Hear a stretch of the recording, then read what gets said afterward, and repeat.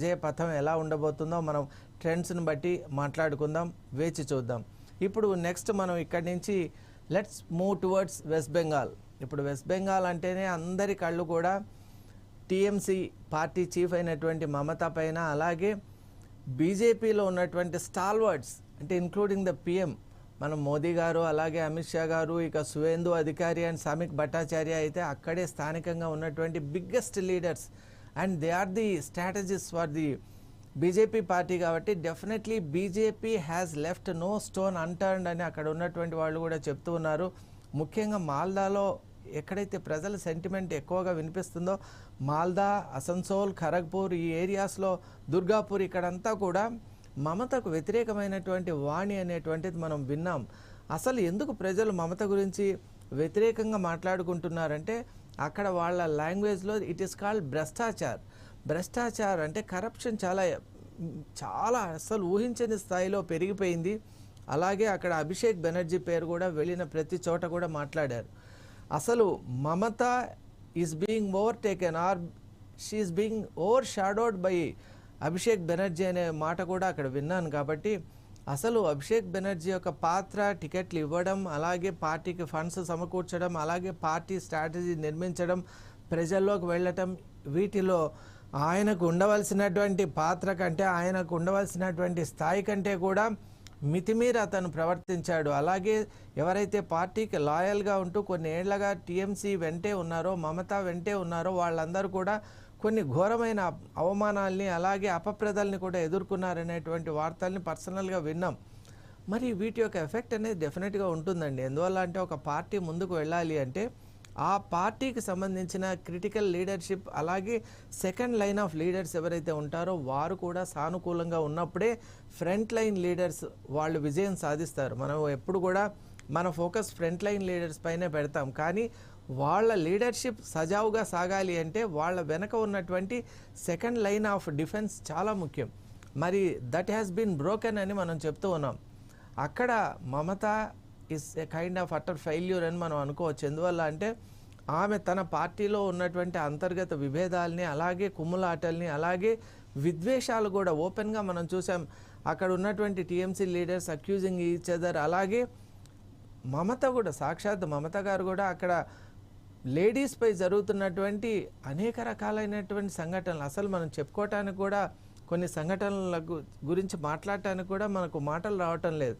అటువంటి ఘోరాలు ఇప్పుడు ఆర్జీ కార్ ఇన్సిడెంట్ అయితే అసలు ప్రజలు ఎప్పటికి కూడా క్షమించరు. యావత్ దేశం ఎప్పటికీ క్షమించినటువంటి ఒక నేరం, ఘోరం అక్కడ జరిగినా కూడా మమత ఒక మహిళ అయి ఉండి కూడా స్పందించినటువంటి తీరు నిజంగా అందరిలో ఆగ్రహావేశాలు కలిగించింది. అసలు టీఎంసీ పార్టీలోనే ఎంతోమంది మహిళలు రిసెంట్ చేశారు. అసలు మన పార్టీ నాయకురాలు ఈ విధంగా ప్రవర్తించడం ఏంటి? ఇంత పెద్ద ఇన్సిడెంట్ జరిగింది, ఘోరం జరిగింది, విపత్తు జరిగింది. ఒక మహిళకు, ఒక ఉజ్వలమైన భవిష్యత్తు ఉన్నటువంటి ఒక డాక్టర్కు ఇంత అన్యాయం జరిగితే కూడా మహిళ అయ్యి ఉండి మమత గారు పట్టించుకోకపోయినట్టయితే రేపు పొద్దున మిగతా మహిళల యొక్క పరిస్థితి ఏంటి? రూరల్ ఏరియాస్లో ఉన్నటువంటి వాళ్ళ పరిస్థితి ఏంటి? అలాగే విచ్ఛిన్న శక్తులను కలుపుకుంటూ పోతున్నటువంటి టీఎంసీ పార్టీ చేసిన మరొక ఘోరమైనటువంటి అపరాధం ఏంటి అంటే మైనారిటీస్ ఆర్ ఇంపార్టెంట్ అండి. మనం నిజంగా చెప్పాలి అంటే కాన్స్టిట్యూషన్ ప్రకారం మైనారిటీస్ను రెస్పెక్ట్ చేస్తాం.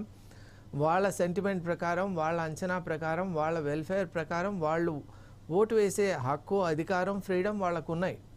కానీ ఓట్ బ్యాంక్గా వాళ్ళని చిత్రీకరించి ఎమోషనల్ బ్లాక్మెయిల్ చేసి మేము ఉంటేనే మీరు ఉంటారు అనేటువంటి ఒక ఆర్టిఫిషియల్, ఒక కృత్రిమమైనటువంటి ఒక వాతావరణాన్ని మహిళ సృష్టించారు. అంటే బీజేపీయేతర పార్టీ, అంటే బీజేపీకి డిఫరెంట్గా ఉన్నటువంటి ఐడియాలజీ ఉన్న పార్టీ, అంటే ఇప్పుడు ప్రస్తుతం కమ్యూనిస్టులు ఎట్లయితే కనుమరుగైపోయారో ఆ నేపథ్యంలో వాళ్ళకున్న ఆల్టర్నేటివ్ ఏంటి అంటే కేవలం మమత. కాబట్టి టీఎంసీ పార్టీ ఉంటేనే మైనారిటీస్ ఉంటారు అనేటువంటి ఒక ఆర్టిఫిషియల్ థింకింగ్, ఒక రాంగ్ థింకింగ్ స్ప్రెడ్ చేశారు. కానీ ఎప్పుడు కూడా శాండ్ ఫౌండేషన్పై ఉన్నటువంటి ఇల్లు ఎలా అయితే అస్థిరంగా ఉంటుందో అలాగే వీక్, రాంగ్ అండ్ అన్జస్ట్ ఫౌండేషన్స్పై ఉన్నటువంటి ఈ యొక్క వాదన కూడా అలా మైనారిటీస్లో కూడా ఆలోచన కలిగింది. ఈరోజు నిజంగా బీజేపీకి అంత పెద్ద నెంబర్స్ ఇప్పుడు మన స్క్రీన్ పైన చూసినట్టయితే 191 ఈస్ వెరీ టాల్ నెంబర్. యాక్చువల్గా మనం BJP having 191 seats under its name and TMC with just 96 అంటే బిలో 100 ఉండడం అసలు ఇట్ వాస్ అన్థింకబుల్.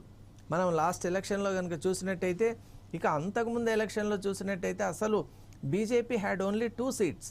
మరి ఆ నేపథ్యం నుంచి ప్రధాన ప్రతిపక్షంగా బీజేపీ ఎదగడం, అలాగే ఈరోజు మనం చూస్తే ప్రధాన ప్రతిపక్షం నుండి అసలు పాలక పార్టీగా ఈరోజు అవతరించడం మనం చూస్తున్నాం. విజయం దాదాపు ఖరారు అక్కడ అయినట్టు. ఎందువల్ల అంటే I hope 148 is the magic number. మరి అటువంటి నేపథ్యంలో 191 అంటే ఇట్స్ ఏ క్లియర్ లీడ్ అని మనం చెప్పొచ్చు. మరీ ముఖ్యంగా మమతా పార్టీ కూడా దరిదాపుల్లో కూడా లేకపోవడం, అంటే నాట్ ఇన్ దట్ ఫ్రేమ్వర్క్, మరి అది కూడా ఒక క్లియర్ ఫ్యాక్టర్.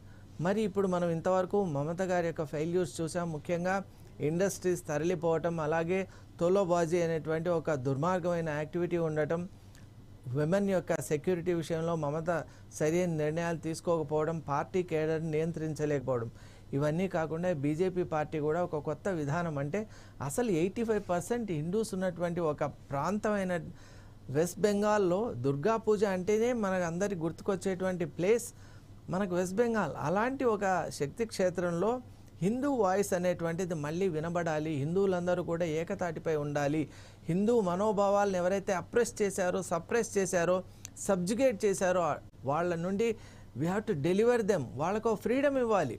నిజంగా BJP party is not saying that హిందువులందరూ బీజేపీకి ఓటేయాలని చెప్పడం లేదు. హిందువులకు ఈ విధమైన వాళ్ళ మనోభావాలు దెబ్బతీయకుండా ఇంతవరకు ఏ విధంగా అయితే వాళ్ళని అణిచిపెట్టారో అలాంటి ఆ అణిచివేత నుండి మేము వాళ్ళని విడుదల చేస్తాం, దానికి మార్గం అని చూపించారు.